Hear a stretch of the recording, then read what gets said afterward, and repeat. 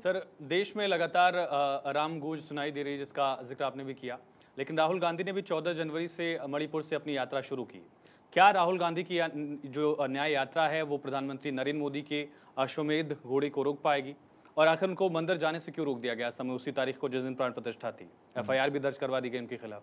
दो अलग अलग प्रश्न हैं। देखिए, अश्वमेध घोड़े को तो कोई रोक नहीं पाता, आप जानते हैं। और नरेंद्र मोदी का रथ है, घोड़ा है, तो कौन रोकेगा? अमित शाह उसके आगे प्रधान सेनापति हैं, कौन रोकेगा? रोकने का कोई चांस नहीं है। और अब तो 400 सीटों की बातें चल रही हैं जहाँ, तो रोकने का कोई इशू नहीं है। रही बात राहुल गांधी की, तो जो आसाम में जो कुछ हुआ, तो 2-3 बातें हुई। पहले एक तो नागालैंड में कहीं थे, तो जिस बस में जा रहे थे कुछ लोगों ने नारे लगा दिए मोदी मोदी करके जो है, और कुछ ऐसी बात कही तो उनको गुस्सा आ गया, उस उतर के नीचे बस से नीचे आ गए। अच्छा नहीं था, थोड़ा मैच्योरिटी दिखानी चाहिए थी उनको, थोड़ा ज़्यादा मैच्योरिटी दिखानी चाहिए थी। फिर आसाम में आ गए, तो आसाम वाली बात थोड़ा सा डिबेटेबल इन द सेंस है। वो कहते हैं जिस मंदिर में पूजा करने जा रहा था, मेरे पास परमिशन थी मैनेजमेंट कमेटी की, बाद में ऐन वक्त इस कमीशन को रद्द कर दिया गया। उनका कहना था कि ये चीफ मिनिस्टर के प्रभाव में रद्द किया गया है ये, और मैं जाऊँगा। तो गए वहाँ पे, तो रोका उनको पुलिस ने, नहीं जाने दिया अंदर जो है। तो उन्होंने कहा मुझे मेरा कसूर बताइए, मेरा कसूर क्या है इसके, दैट जो है। तो ऐसा लगा इस केस में कि शायद राहुल गांधी का केस थोड़ा सा रीजनेबल दिखा और सरकार का पक्ष थोड़ा सा कमज़ोर दिखा। मतलब सरकार कुछ भी कर सकती है, करती है, और वहाँ के चीफ मिनिस्टर और गांधी परिवार की पुरानी है कटुता, ये जो कही आपस में, तो एक्स्ट्रा कटुता का रोल भी आदमी प्ले करता है।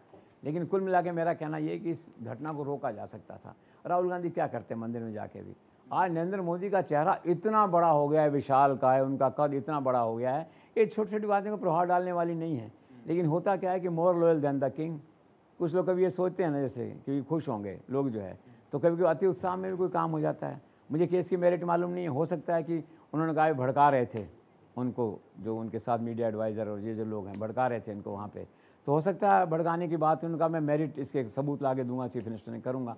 लेकिन कुल मिला के है कि ऐसे समय में जब सारा राष्ट्र, सारी भाजपा जो है नरेंद्र मोदी का उत्सव मना रही है, रामलला का उत्सव मना रही है, ठीक है ना, एक चक्रवर्ती राजा के रूप में जिसे कहना चाहिए नरेंद्र मोदी की ताजपोशी हो रही है, वहाँ क्या छोटी छोटी घटनाएँ करते हैं आप?